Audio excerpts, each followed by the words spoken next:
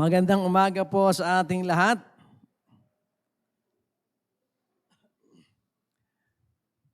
Kayo ba ay nagagalak dahil nandito tayo ngayong umaga? Amen. At ang katotohanan na sinasabi sa atin ng Panginoon na if it's not for Him, kung hindi sa Kanya, hindi tayo makakarating dito. Kaya palapakan natin si Lord dahil Siya yung ating enabler. Siya yung nag-empower sa atin para makarating ngayong umaga. And I believe na ang ating Diyos ay nagagalak sa atin dahil tayo ay nagbigay sa Kanya ng panahon ngayong umaga. Kasi dito sa panahon na ito, itong pagkakatipo natin, although tayo po ay mga Kristiyano, maging unang araw man ng isang linggo at sa buong weekdays, tayo mga Kristiyano pa rin, pero somehow merong disenyo si Lord na nilikha niya tayo na social beings that we should long for every first day of the week na tayo magkatipon-tipon. Sapagkat dito lamang natin makikita ang isa't isa na nasa sa isang lugar. And it's very encouraging na makita natin ang isa't isa na narito ngayon. Kaya purihin ang Panginoon. Sa umagang ito mga kapatid ay sisimulan po natin ang isang series na malapit sa ating puso. Sabi nga ng ating awit kanina, binibigay natin yung puso sa ating Panginoon.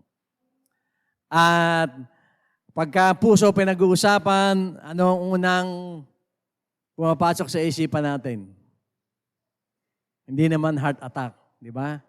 Pagka puso ang naisip natin, ang naisip kagad natin pag-ibig. At pag pinag-uusapan po ang pag-ibig ay marami po ang kuro-kuro at maraming kuro-kuro at opinion ng mga tao tungkol sa pag-ibig. At ngayong umaga at siguro hanggang sa huling linggo ng buwan na ito ay sisimulan po natin ang series natin na ang title ay Images of Love or mga wangis ng pag-ibig. Sa pamamagitan po ng mga mensaheng ito ay sasalaminin natin ang pag-ibig kung ano ba ito. At the same time ay idadissect natin yung pag-ibig. Ano ba ito? Lilinawin po natin ano po ba sinasabi ng Biblia para hindi tayo ma-confuse. Maraming tao kasi pagdating sa pag-ibig ay iba-iba ang kanilang iniisip. Merong yung pag-ibig sa iba ay para sa kanila ay merong iba't ibang kahulugan. For example, tanongin mo ang batang maliit kung ano yung pag-ibig, meron siyang ibang kuro-kuro doon. Unless kung ang inyong anak ay babad sa TBC at home, TBC Kids at Home, ay more or less meron na silang idea kung ano yung pag-ibig. But nevertheless, ngayong umaga ay hanggang sa mga 3 linggong darating ay lilinahin po natin ano ba talaga yung pag-ibig. Ano ba nilalaman nito? Ang pag-ibig ay sabihin na natin ay i-describe natin siya as isang malaking puso ng Diyos. At yung puso na yun ng Diyos ay maraming nilalaman. Marami siyang nilalaman. At yung nagra-radiate o yung liwanag na nanggagaling sa puso ng Panginoon na nagre-reflect sa buong mundo ay nagde-describe kung ano ang laman ng puso ng Diyos kung saan nandoon ang kanyang pag-ibig. And of course, marami pong sa images of love, na mga imahe or mirror image of love ay nakikita natin sa araw-araw ng ating buhay. Kaya lang hindi natin ito ma-define. Kaya ngayong umaga ay sisimulan po natin ang tungkol sa mga bagay na ito, tungkol sa pag-ibig. Sa series nating ang wangis ng pag-ibig. Amen po ba? Tignan nyo ngayon katabi nyo. Siya ba ay wangis ng pag-ibig? Napapangiti kayo. Yung iba, kinikilig pa. Yung iba, namimilipit pa. Di ba? Pag pinag-uusapan ang pag-ibig. Sa umagang ito, mga kapatid, ay isa sa mga image of love o wangis ng pag-ibig na kadalasan niya nakakalimutan natin kung saan ito nanggagaling. At kung minsan, naisip lang natin ay galing ito sa atin. And so dahil tayo ay mga tao na limited ang ating pangunawa at ang ating capacity to even love our neighbors ay tumitigil lang tayo dun sa sarili natin. In exercising this image of love, kapag napuno na tayo, nahihinto na ito sa ating puso. At hindi natin natitignan yung banda-banda ron pa kung ito ba ay saan ang gagaling. Siguro hindi naman tayo dapat na surpresa mga kapatid na marami tayong ginagawa bilang mga Kristiyano na nagbubuhat sa puso ng Diyos. Na nagbubuhat sa pag-ibig ng Diyos. At ginagawa natin sa bawat araw ng ating buhay. At kaya lamang kung minsan ay nalilimutan natin kung saan ito nagmumula. Dahil doon, maging yung ating pasensya ay umiigsi. At itong image na ito ng pag-ibig ay kadalasan ay naipagkakait natin. Kadalasan ay hindi natin ibinibigay. So ano po ba itong binabanggit natin na isa sa mga images of love? Ito po mga kapatid ay yung forgiveness o pagpapatawad. So ang title po ng message natin ngayon, pagpapatawad, imahe ng pag-ibig. Forgiveness, mirror image of love. Hindi po ba? Saan po ba nanggagaling yung forgiveness? Sa pag-ibig. Without love, we cannot forgive.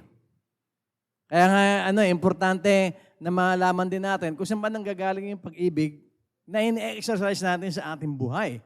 Para na sa ganon, hindi man natin kayanin ang mga challenge sa atin para magpatawad, if we understand na yung forgiveness comes from the love of God, magagawa nating magpatawad ng ating kapwa. Na harinawa ay mas madali. Mas madali natin itong magagawa. So ito pong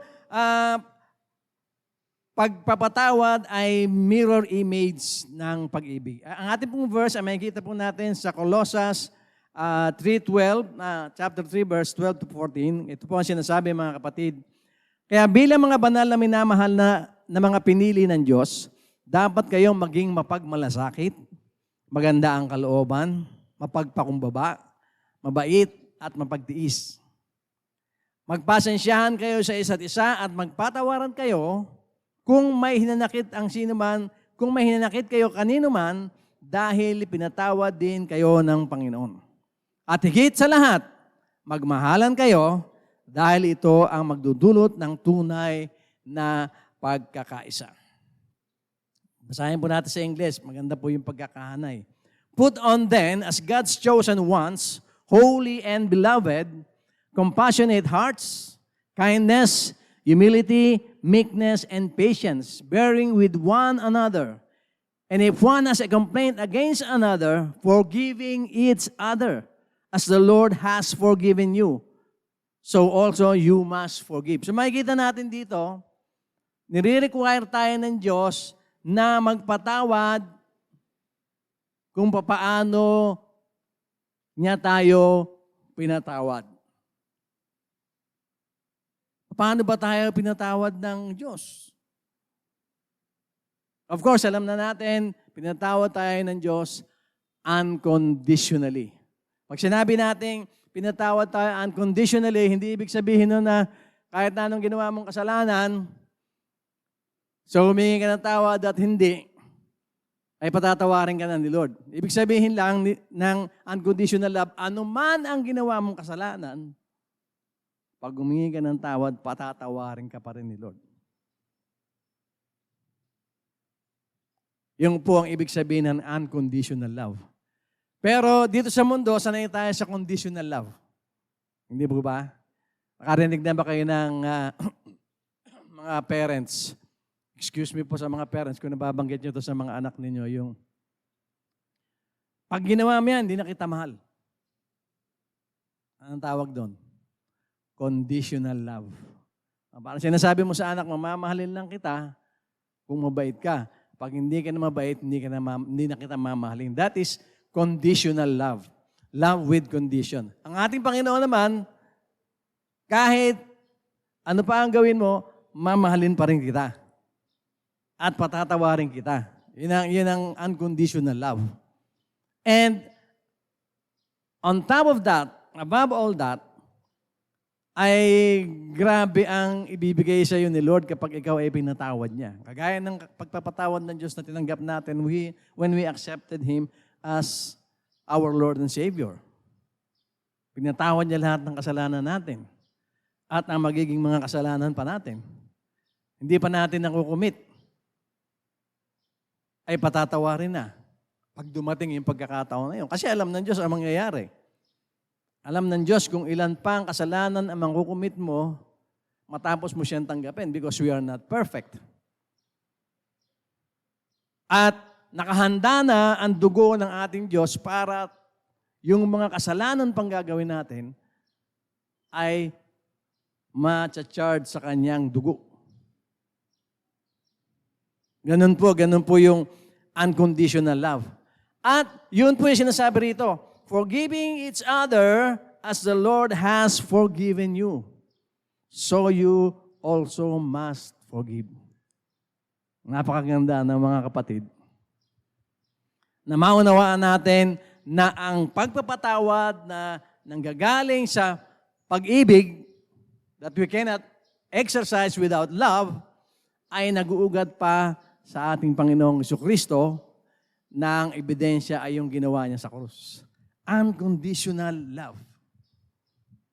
Pag sinabi nating unconditional love, ito ay isang uri ng pag-ibig na willing mag-sacrifice for the ones that He is forgiving. Hindi lamang forgive, but willing to sacrifice. Sa buhay natin, mga kapatid, kapag tayo ay nagpatawad, halimbawa, merong taong inis na inis ka na, sabi mo, isang bola na lang, bibinggo ka na sa akin. Bumola pa ng isa, buminggo na. Pero kailangan mo pa rin patawarin.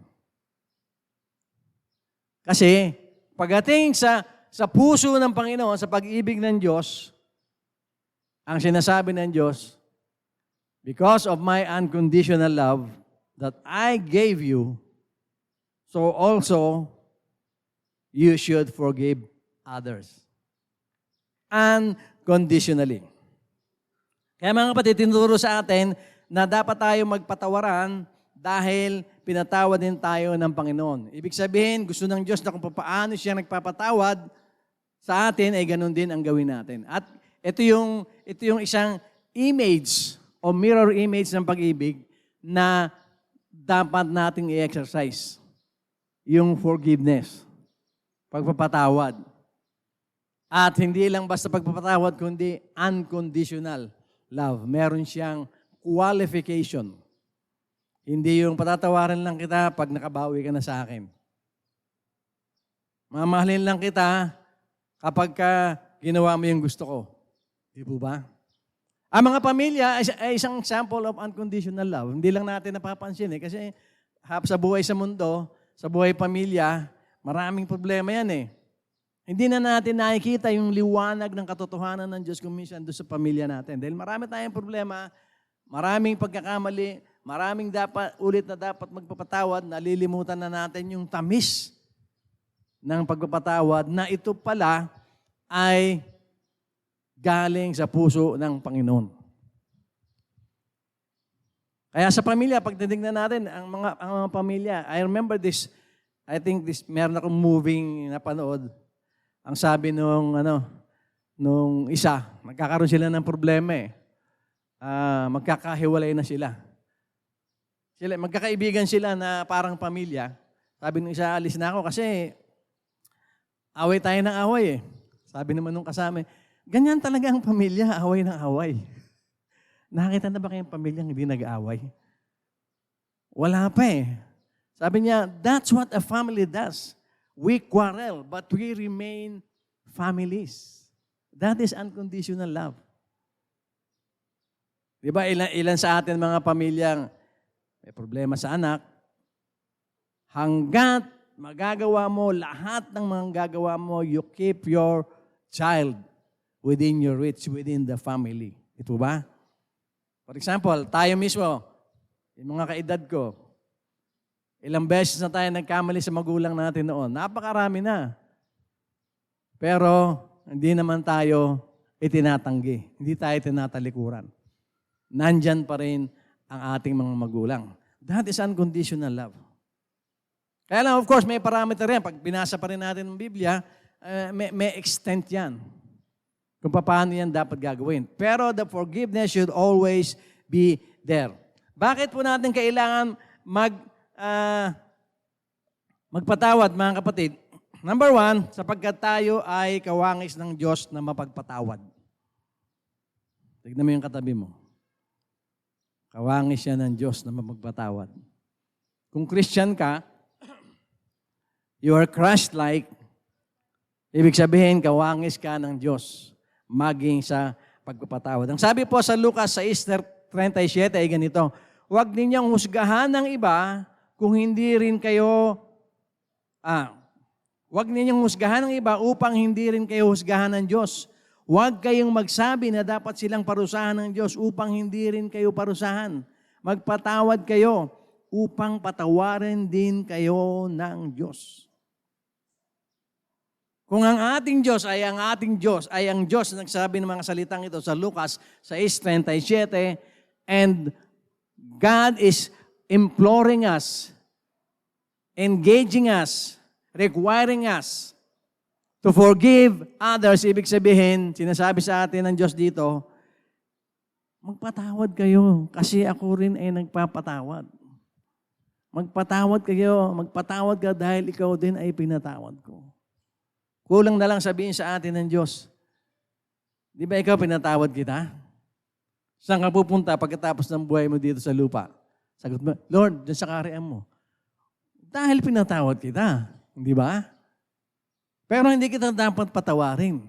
Pero dahil sa pag-ibig ko, sabi ng Diyos, pinatawad kita.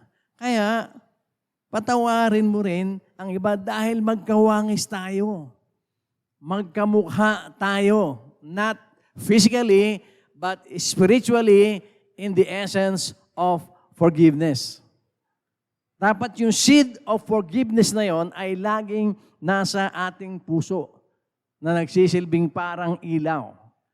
Na kapag kailangan natin i-exercise yung forgiveness, nagliliwanag siya. Yun ang tumatago sa ating mga mata. Yun ang nakikita sa ating muka. At yun ang nakikita sa ating mga kilos at gawa. Being forgiving people of God. Dahil, sinasabi nga rito, pinatawad lang naman tayo. Iba? Wala tayong choice kung hindi magpatawad. But then again, when it comes to forgiveness, please don't mistake it for trust. Magkaiba po yung pagpapatawad at saka pagtitiwala. Halimbawa, mayroong isang tao na kasama mo sa bahay dahil siya ay drug addict, ay ninanakawan ka niya. Dahil siya ay drug addict, kung ano-anong ginagawa niya. Anong gagawin mo? Patatawarin mo ba yun? Many will think na hindi ko dapat siya patawarin kasi halimbawa, dahil ginagawa yun, pinalayas mo na. Tama, dahil ginagawa, may mga anak ka, delikado sa kanya yung mga anak mo mismo, nakamag-anak din naman niya. Mga pamangkin pa siguro nung adik sa bahay niyo. Pinalis mo dahil sa kanyang bisyo. Pero, kailangan mo siyang patawarin. At hindi kailangan na pag siya ay pinatawad mo na sa kanyang kasalanan sa iyo, ay kupkupin mo na siya uli pabalik. Kasi yung tiwala is being built over time. Hindi ito bigla-bigla. But you can forgive the person. Yung meron ka ng kapayapaan na yung tao na yon, kapatid mo yun, kamag-anak mo yun, pinatawad mo na siya talaga. Pero hindi mo siya mapapayagan magbalik sa inyong bahay dahil may dala siyang panganib. Ano ang kagandahan po nun? Ang kagandahan po nun, makakapagpatawad tayo at mawawala yung burden sa dibdib natin, yung galit at muhi sa tao. But at the same time, we keep ourselves safe. Even our families safe doon sa tao na yon na pinatawad natin pero hindi natin pa pinagkakatiwalaan. Hindi ibig sabihin na ang isang tao na nagkakasala sa iyo ay hindi mo pinagkakatiwalaan, ay hindi mo na siya pinatawad. Magkaibang issue po yun. Kagaya natin mga kapatid, bilang mga Kristiyano, pinatawad na tayo ni Lord. Nung binaptize ka, yung kasalanan mo, lahat na nakaraan, wala na. Bumangon ka sa baptism, pero nagkakasala pa rin tayo. Wala namang hindi nagkakasala sa atin. Di po ba? Kaya iniwan ng Diyos sa atin yung Bible. Pinatawad na kita. Ligtas ka na. But you have to learn a lot of things yet. Marami ka pang dapat matutunan. Ibig sabihin, hindi ako nagtitiwala pa sa iyo 100%, sabi ni Lord. Unang-una, because you're not perfect. Secondly, dahil hindi mo pa alam ang lahat ng mga bagay tungkol sa akin at aking salita. Pero, pinatawad kita. Hindi po ba? Kasi kung ang basis ng pagpapatawad ay perfection, walang makakapasa sa atin. Isang araw lang, pagkatapos tayo i-baptize, meron naman tayo nagawang kasalanan. Sabi ni Lord, bawi. Pabaptize ka uli. Nangyayari niya, every Sunday, papabaptize tayo lahat. Para yung mga kasalanan natin ay mahugasan at ma-entitle ulit tayo sa eternity. Hindi po, it doesn't work that way. Yung eternity na binibigay sa atin ng Panginoon, yung pagpapatawad na binibigay niya sa atin, gives us a ticket to heaven. Pero tayo ay nasa process pa rin ng pagbabago. We are still a work in progress. Ganon din yung mga tao na pinatawad natin pero hindi pa natin mapagkatiwalaan. Your relationship and your trust between each other is in the works. Kailangan pang maayos. Kaya lang ang kagandahan doon, makakatulog ka na mahimbing, makakahilik ka, dahil alam mo sa sarili mo, pinatawad ko na talaga siya. Kasi pag hindi natin siya pinatawad, mga kapatid, dadali natin yung bigat na yon.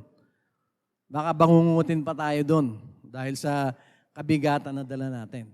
Pero kung napagpatawad na natin yung tao, even without trusting the person, maluwag sa kalooban natin yun. Tandaan po natin mga kapatid na tayo ay kawangis ng Diyos na mapagpatawad. Kaya dapat tularan natin ang imahe ng Diyos na mapagpatawad. Dahil tayo ay mirror image ng pag-ibig ng Diyos na nagpapatawad. Kaya nga sinabi rito, huwag ninyong husgahan ang sino man dahil sa ating sama ng loob o kawalan ng pag-ibig, kung di ibigin natin maging ang mga kapatid natin na nagpapasama ng ating kalooban o nagkakasala sa atin. Huwag tayong magalak na maparusahan ang sino man. Sa halip, ipanalangin natin sa Diyos ang kanilang pagbabago. Wala sa kultura ng mga tunay na Kristiyano ang hindi magpatawad. Kaya lang na nadadaya tayo ng kaaway.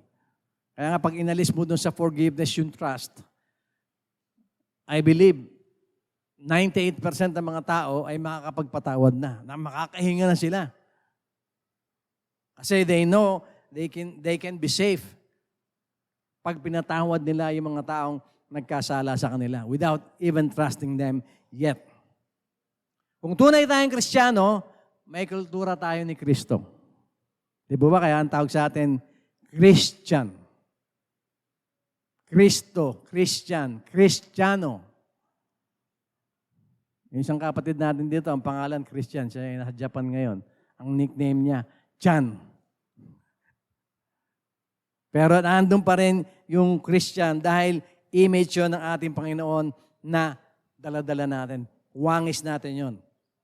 Wala pa tayong makikita o maipaparis kamanghamanghang pagpatawad maliban sa pagpapatawad na binigay sa atin ng Panginoong Hesus. Walang sino mang mabait sa ibabaw ng lupa o pinakamabait na tao sa ibabaw ng lupa ang maglalakas ng loob, mga kapatid, na daanan ang dinaanan ng ating Panginoong Jesucristo.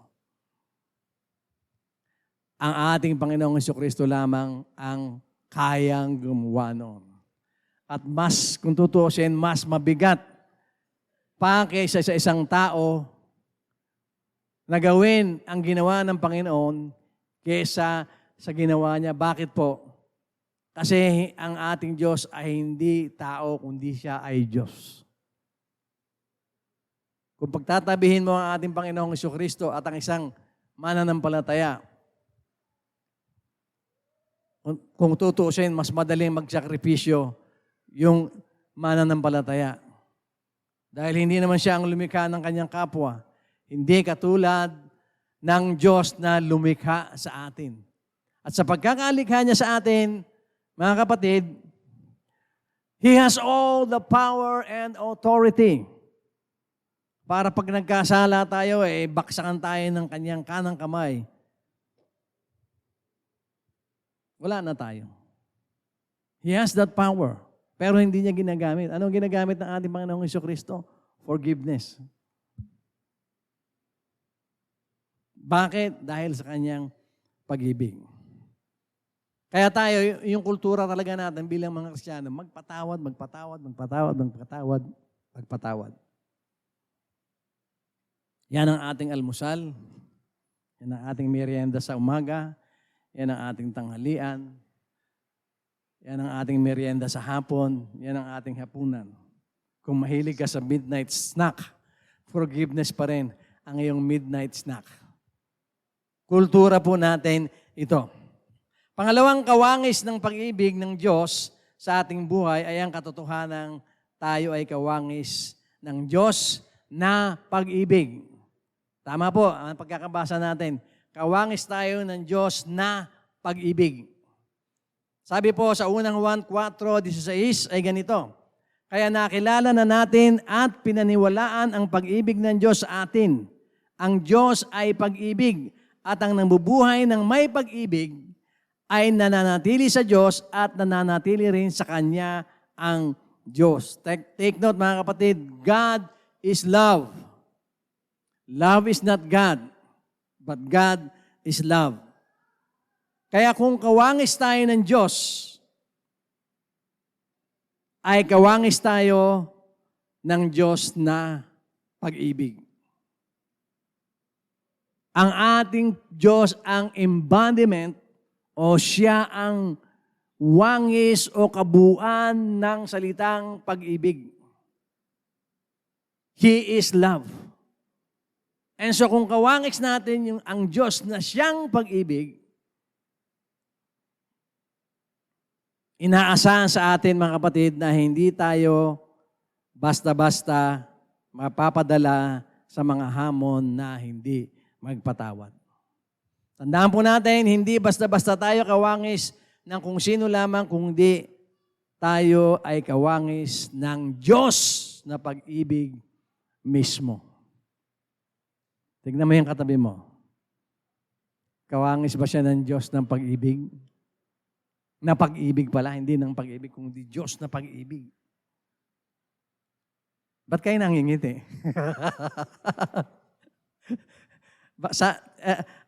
Sana nangingiti tayo. Oo nga pala, no? Kanina lang, inis na inis ako dito sa katabi ko eh.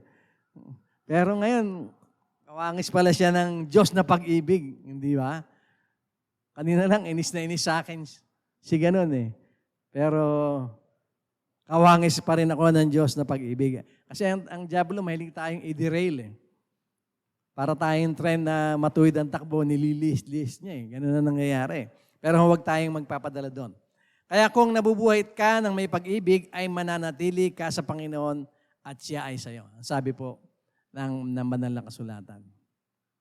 Kasi you already one with the God of love. And so kapag ikaw ay nasa Panginoon, siya ay nasa iyo. Kaya ang sarap na unawain na kawangis ako ng Diyos na pag-ibig. Ewan ko kung gaano kalalim ang dating nun sa atin mula sa kalangitan, papunta sa ating puso at sa ating pagkatao. Na ako ay kawangis ng Diyos na pag-ibig. Kaya ang tawag sa Kanya, Diyos na pag-ibig. God is love. Sabi mo sa katabi mo. Tignan mo yung katabi mo. You are love. We are love. God is love. Di ba? Well, nakakatuwa naman mga kapatid dahil alam nyo, madalas nating maranasan na kapag naikukumpara tayo sa iba. Hindi po kakaunti ang example ng nangyari dito sa atin, sa ating mga kapatid. Although we're not perfect. Pero generally, pagdating sa pagiging maka-Diyos at merong pag-ibig, pinapalamang tayo ng Diyos sa iba ng mga 100 ligo. Kaya nga pagka just the other day, meron pong activity dito ang YDS. Isa po sa ating YDS ay nagtatrabaho sa gobyerno. Dumaan siya sa proseso na nagagalit sa kanya lahat ng kasama niya sa trabaho. Kasi Christian siya, straight siya. Nagtataka sila kung bakit hindi siya marunong makisama sa kalokohan nila, kung bakit masipag siya sa trabaho. And then eventually, nung malaman nila na Christian siya, ang sabi sa kanya, Christian ka pala, kaya pala. Yung ganon, yung nakikita, yung pagka-Kristiyano mo. And so therefore, kasama sa pagiging Kristiyano mo, yung pagiging kawangis mo ang Diyos na pag-ibig. Marunong ka magmahal. Yung tao marunong magmahal sa trabaho niya. Nagtatrabaho, nag-overtime, kahit walang bayad yung overtime, matapos lang yung task. At dahil doon, nagagalit pa sa kanya yung mga kasama niya. Kaya lang, hindi niya maalis-alis. Bakit? Kasi kawangis siya ng Diyos na pag-ibig. Meron pong 4 na uri ng pag-ibig, mga kapatid, na gusto kong i-share sa inyo. Hindi lang ito 4, pag binasa natin ng Bible, siguro mga 8 ito. Pero for our purposes this morning, ay gusto ko pong linawin sa inyo yung classification ng pag-ibig na makikita po natin sa Biblia. Una po ay yung eros love. Yung pong word na eros ay Greek word na ang ibig sabihin ay romantic love. Ito yung pag-ibig ng mga tao sa kanilang mga ginigiliw. Ito yung pag-ibig ng mga kinakasal, nag-aasawa. Ito po yung eros love kung tawagin. Romantic love. Di po ba? Meron namang tinatawag na estorge love. Ibig sabihin ito, love among the family. Estorge love po yun. And then, meron din tinatawag na philia love, which is love for friends and mga kaibigan. Comrades. And last but not the least, but the greatest is agape love. Ito po yung unconditional love. At dahil ito yung pag-ibig ng Diyos, ay dapat natin tandaan palagi na ang pag-ibig ng Diyos ay unconditional. Kaya anuman ang kasalanang nagawa natin o ninuman sa Kanya noon, ay willing ang ating Diyos na tubusin sa pamamagitan ng Kanyang sakripisyo. Yun po yung klase ng pag-ibig ng Diyos, agape love. And tayo bilang mga Kristiyano, bilang mga kawangis ng Diyos na pag-ibig, ang klase ng pag-ibig na mayroon tayo na nakukuha natin sa Diyos o kawangis ng pag-ibig ng Diyos ay yung agape love. Unconditional love. When we pray for another person, that is unconditional love. Especially when you pray for people that you do not know. That's unconditional love. Bakit? Bakit kita pag-pray, hindi naman kita kilala eh. Pero dahil humingi ka ng prayer, sino ka man, unconditionally, I will pray for you. Unconditional love yun. Na dapat nating i-practice sa ating buhay. Kaya nga importante mga kapatid na ma-realize natin yun, matandaan natin yun, nakawangis ko ang Diyos na pag-ibig. And so kung ang Diyos ay pag-ibig dahil makita sa akin ang pag-ibig at masabi ng mga tao na ang taong ito ay punong-puno at umaapaw sa pag-ibig. At malaman nila na ang pag-ibig na yun ay nanggagaling sa Panginoon. So dahil tayo po ay kawangis o mirror image ng Diyos na pag-ibig, dapat nating mahalin ang ating kaaway. Sabi po sa Lucas 6:26-28, nakakaawa kayo kung pinupuri kayo ng lahat ng tao dahil ganoon din ang ginagawa ng kanilang mga ninuno sa mga huwad na propeta. Ngunit sinasabi ko sa inyo na mga nakikinig sa akin, mahalin ninyo ang inyong kaaway, maging mabuti kayo sa mga galit sa inyo, pagpalain ninyo ang mga umalipusta sa inyo, at idalangin ninyo ang mga nagmamalupit sa inyo. Nasubok nyo na ba yun? Yung pinagmamalupitan ka, sabi mo sa kanya, God bless you. Subukan nyo. Tapos kwento nyo sa akin kung ano nangyari. Ano pa ang usual na mangyayari? Masasyak po yung tao. Na ano pa, yung galit niya ay, yung espiritu ng galit na dala niya ay malilito. Na hindi maintindihan kung bakit siya nalilito.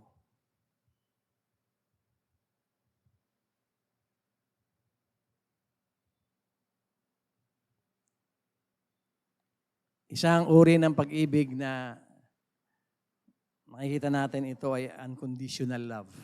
Pero mo, ang sabi sa iyo mahalin mo ang iyong kaaway. Ano pang sabi? Pagpalain ninyo ang mga umalapista sa inyo.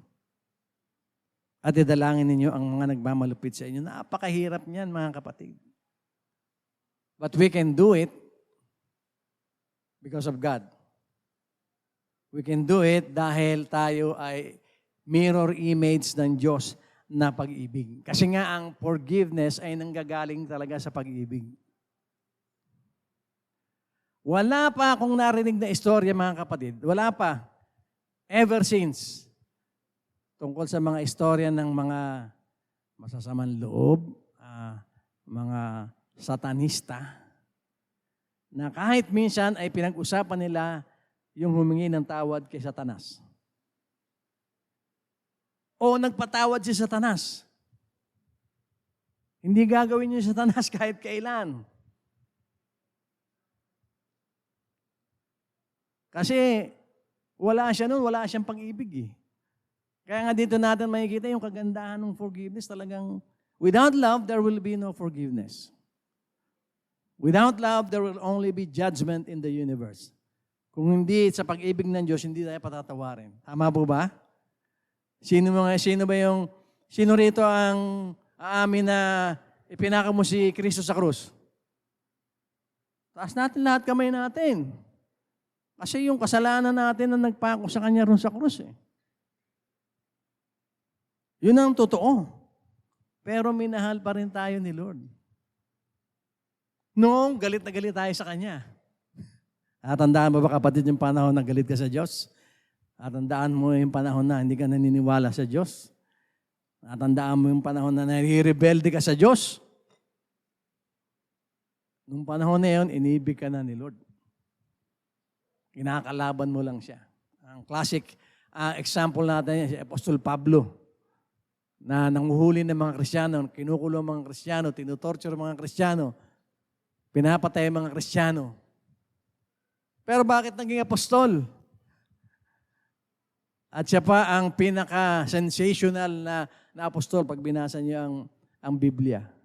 Kasi minahal siya at naranasan niya ang pagpapatawad ng Diyos na pag-ibig.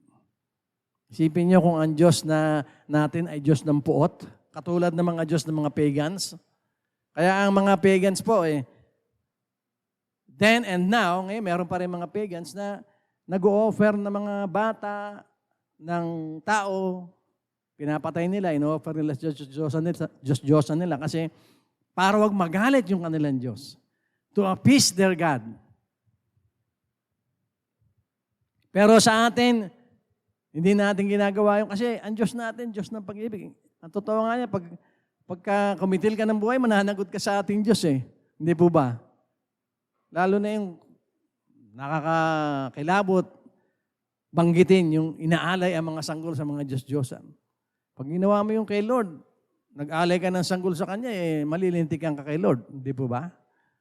Paano tayo nag-aalay ng sanggol kay Lord? Pag Thanksgiving. Pagka dinadala yung bata, inaalay natin kay Lord para angkinin ni Lord, ingatan ni Lord. Hindi natin sinusunog yung bata para matuwa ang ating Diyos. Bakit? Hindi naman matutuwa sa atin si Lord. Ebidensya na siya ay pag-ibig ang ating Diyos. And He is forgiving. So, sinasabi sa atin mga kapatid na masking ang ating mga kaaway ay dapat nating mahalin at we should understand na iba magmahal ang mga Kristiyano kaysa sa mga taga-sanlibutan. Dahil minamahal natin maging ang mga hindi dapat mahalin. Kasi meron tayo nung pag-ibig ng Diyos, meron tayong forgiveness na nanggagaling sa Diyos. Kaya maging yung mga galit sa atin, pinapatawad natin, ipinapanalangin pa nga natin. Generally, ang impression ng ibang religion sa mga born-again Christians. By the way, being a born-again Christian is not a religion. It's a relationship with Christ. Hindi siya religion. Pero kilala po tayo sa lahat ng ibang pananampalataya or religion that when it comes to being loving persons, being forgiving persons, kumbaga sa listahan, nasa top notcher po ang mga born again. Hinahangaan tayo maski ng mga taong umalipusta sa atin as born again Christians. Dahil hindi nila nakikita yung quality ng Panginoon na yun na pag-ibig sa iba, sa atin lang. At wala tayong dapat na ipagmalaki dahil doon. Ang pinagmamalaki lang natin lagi ang ating Panginoong Jesus. Amen po ba? Palakpakan po natin ang ating Panginoon. Ang pagkatao ng ating mga Kristiyano, in conclusion mga kapatid, ay nakasalalay sa pag-ibig. Ito ang kaibahan natin, ito ang karakter ng mga Kristiyano na minana natin sa ating Panginoon. Kung ang sanlibutan ay padalos-dalos pagdating sa pag-ibig, ay maingat naman tayo at sensitive na panatilihing may kabanalan ng ating pag-ibig. That's why we know na ang pag-ibig may iba-ibang klase yan. Yung romantic love, that is eros love. Agape love, that is unconditional love. And we know how to manage the different kinds of love na katulad po na sinasabi sa Biblia. Mapapalad tayo dahil natagpuan natin ang pananampalatayang ang buod ay pag-ibig. Hindi po ba mga kapatid? Nagaling sa Diyos. Hindi basta-basta pag-ibig lamang ito mga kapatid, kundi pag-ibig na may maka-Diyos na kalidad. O merong divine thoughts, yung pag-ibig na dala natin. Kaya tandaan po natin mga kapatid, tayo ay kawangis ng Diyos na mapagpatawad. Tignan mo yung katabi mo. Kawangis tayo ng Diyos na mapagpatawad. Sabihin mo sa Kanya. Sa buhay natin ito, nang makita ng iba ang pag-ibig ng Diyos mula sa atin, para sa kaluwalhatian, una ng Diyos. At sa ikaliligtas ng mga hindi pa nakakilala sa Diyos. At ikagiginhawa, mga kapatid, ng mga taong hindi nakakakilala ng tunay na pag-ibig. Marami pong tao sa ibabaw ng lupa. Nabubuhay, matagal lang nabubuhay sa mundo. But they have never known love in their life. Hindi sila nakaranas ng pag-ibig. Sa kanila ang buong buhay. Meron po mga ganon. Kaya kapag sila ay inofera mo ng pag-ibig, they will be skeptical towards you. Isipin nila, bakit ang bait sa akin ng taong to? Teka, mukhang may problema. Hindi nila ma-discern yung pag-ibig kasi nabuhay sila ng walang pag-ibig. Merong ganon. Merong hindi nila matanggap ang pag-ibig ng Diyos because they have never known love in their entire life. Nabubuhay sila. Nag-struggle sila sa mundo just to survive. They have no time to think about love. Para sa kanila, love? Anong love? Hindi ko alam yan. Marami pong ganyan tao. Kaya po tayo ang ginagamit ng Diyos. Tayo nakawangis ng Diyos na pag-ibig ay kawangis niya pagdating sa pagpapatawad sa ating kapwa. Papatawad tayo sa pamamagitan ng ating pag-ibig na unconditional na minana natin sa ating Diyos.